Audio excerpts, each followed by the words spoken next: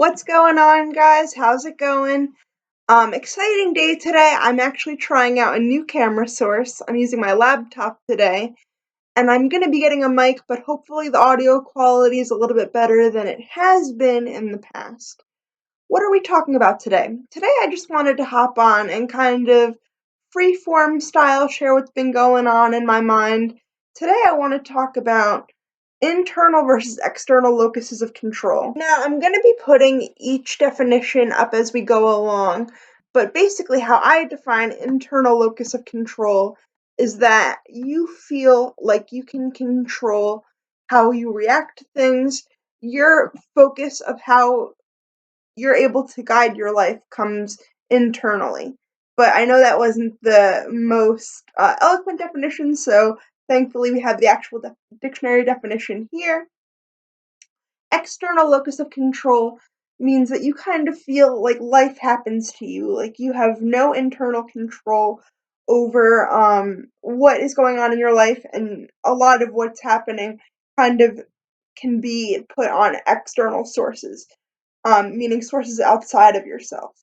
And definitely one thing I'm learning through meditation, through therapy, is how to adapt my viewpoint from thinking of things more externally, i.e., things have control over me, I have no power in the situation, to shifting more internally, meaning I can control how I react to this thing, I can control how I view it, and I can control the amount of power it has in my life. Let me give you an example. Let's say someone calls me a nasty name, and that hurts my feelings. As a sensitive person, I've come to recognize that while I may experience a negative emotion, such as sadness, from someone calling me a bad name, those feelings I have, that sadness, is valid, and I'm allowed to feel that way. However, I can control how I react right there in that situation.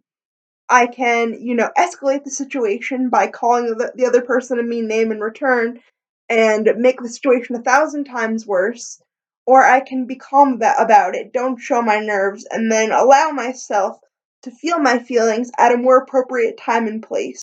Really, I think all that happens is that you're delaying the inevitable when you bottle things up.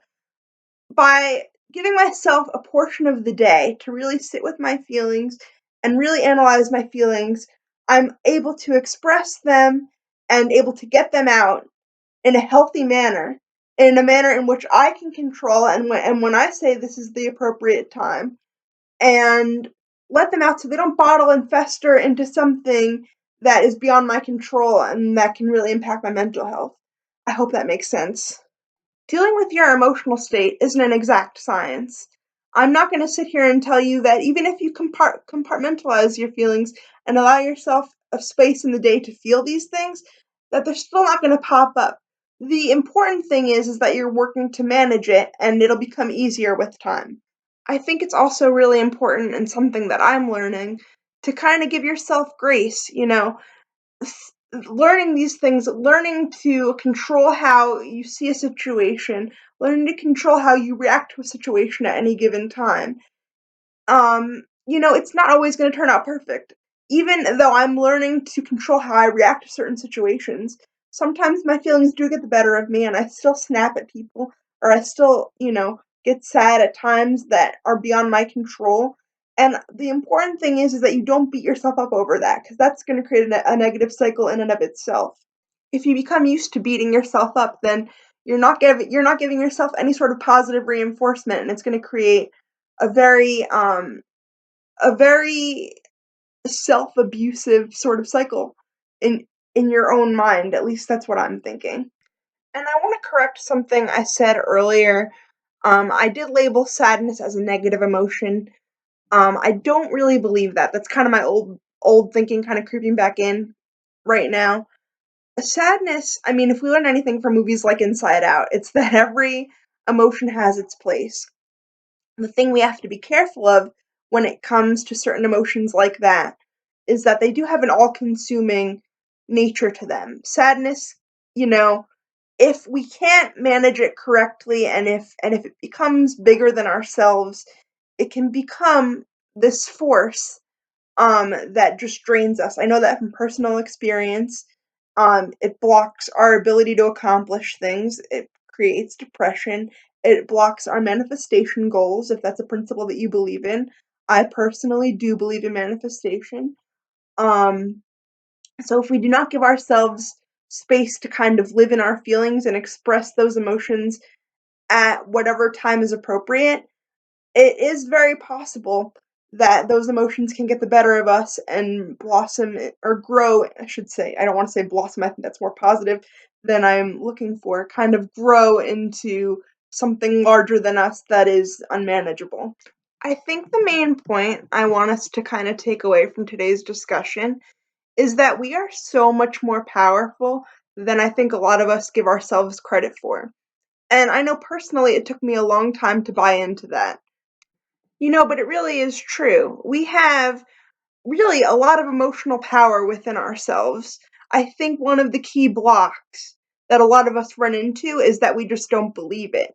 I think once we believe in ourselves, like really and truly, I know it sounds corny, but once we believe we have this power, then it kind of manifests into reality. The key to manifestation is living in that belief, living in the belief of your power, essentially recognizing its truth, if that makes sense.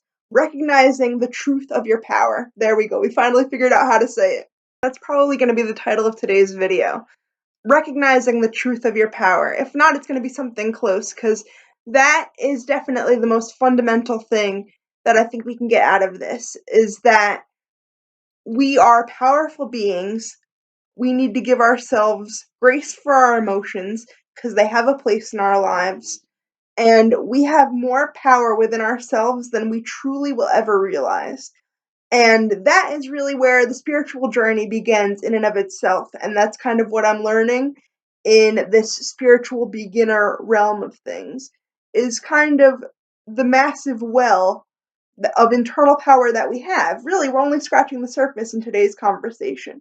Emotional control is a strong foundation, but it's still just the foundation.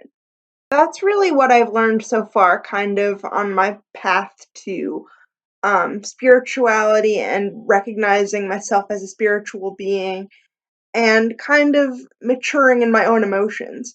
And I kind of just wanted to put my thoughts out there, see what you guys think as well. Let me know what you think in the comments. If you like what we talked about today, make sure to subscribe. I do a lot of chats like this, and I'm also doing book reviews. I know I only have a few videos up on the channel right now, but I have a lot of plans coming up. One of my next book reviews is going to be Yours Cruelly by Cassandra Peterson. That's how you pronounce her name. Otherwise known as Elvira, and that's her memoir coming up on our book reviews. And I have other chats like this planned as well. So again, if you like what you see, subscribe, like, dislike if you want, comment, and let me know what your thoughts overall. I have my links to the other platforms in the description, and thank you guys so much for being on the ride with me. Have a good day, everyone!